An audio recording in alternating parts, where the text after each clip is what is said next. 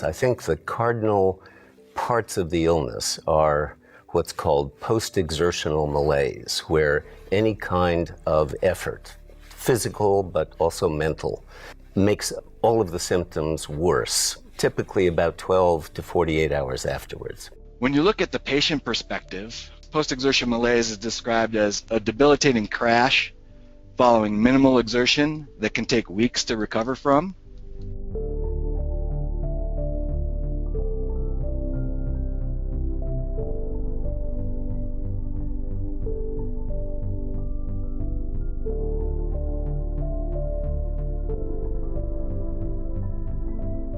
So this person wrote in, when I do any activity that goes beyond what I can do, I literally collapse. My body is in major pain. It hurts to lay in bed. I can't hardly talk. I can't find the words. It hurts to think. I feel my insides are at war.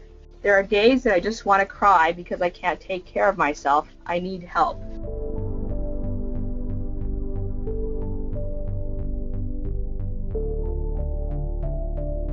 Orthostatic intolerance is a very common complaint by patients with ME, and about 90% of patients with ME will describe this symptom.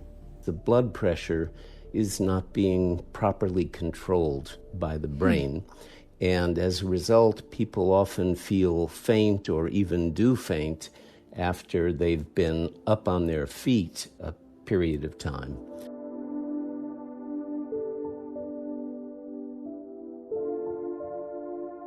Many of them, but not all, have muscle pain, they may have nerve pain, they may have joint pain. And for some people, the pain aspect of this illness is in actual fact the worst symptom of their entire syndrome.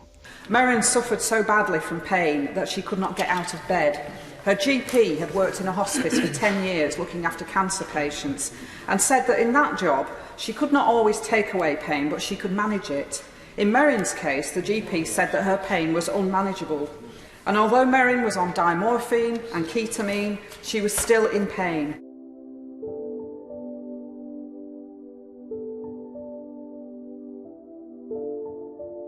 We define the person mildly or moderately affected as someone who can still get up and around, and the person who's homebound and often bedbound for long periods of time, and sometimes indefinitely, are those that we define as severely affected.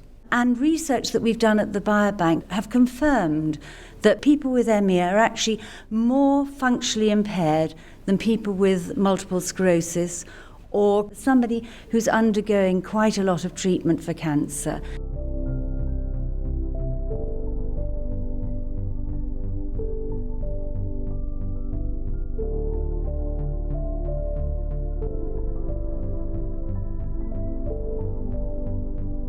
Well, it varies from patient to patient, but in the most severely affected cases, and I've seen an awful lot of these, patients lie in a darkened room because they can't tolerate light or noise. They're in chronic pain. Most of them are unable to move and unable to speak.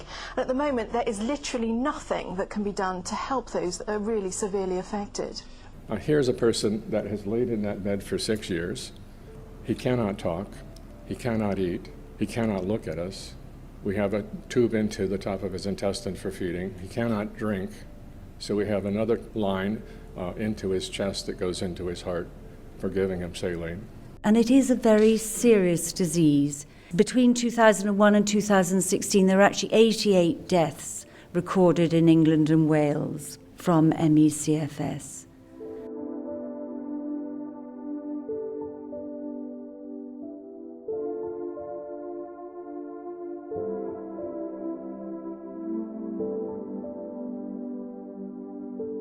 And this is a worsening of illness under almost any type of stressor. Physical, cognitive, emotional stressors can all trigger relapse with this illness. The duration of the effect can be days, weeks, months, and sometimes forever. So sometimes people do not recover.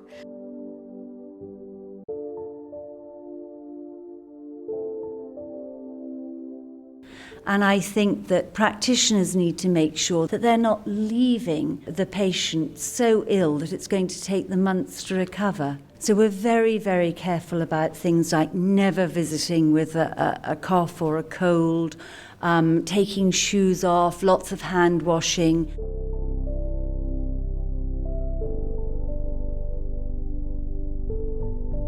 These people are really generally off the radar. They're lying often in bed or in a darkened room, and they really have little contact with the outside world. And they're not in touch with the medical profession. They've just lost touch with doctors. We're not managing this illness in that group effectively at all. And I'm often giving advice to people confined to bed at home, haven't seen a doctor for 5 years because the GP refuses to do home visits. They just don't exist.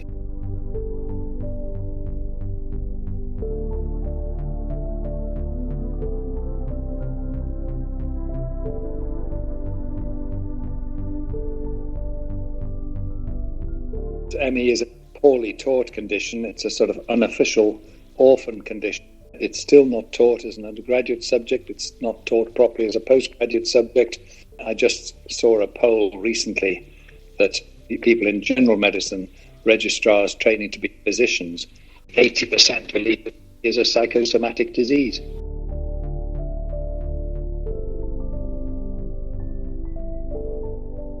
Some patients with very severe ME can have problems swallowing and tolerating food. This can cause malnutrition and significant weight loss. Doctors generally have little understanding of ME and often mistake this for an eating disorder or a psychological problem. Many of these patients require early intervention with tube feeding, but this is often delayed until it becomes life-threatening.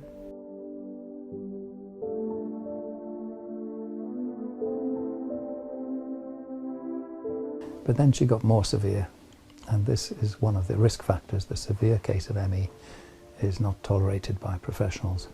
The paediatrician lost her nerve and referred her to psychiatry, and by the time I was called in to intervene, I found her on a psychiatric ward, curled up in the fetal position, being tube fed, and very, very sensitive to light and sound.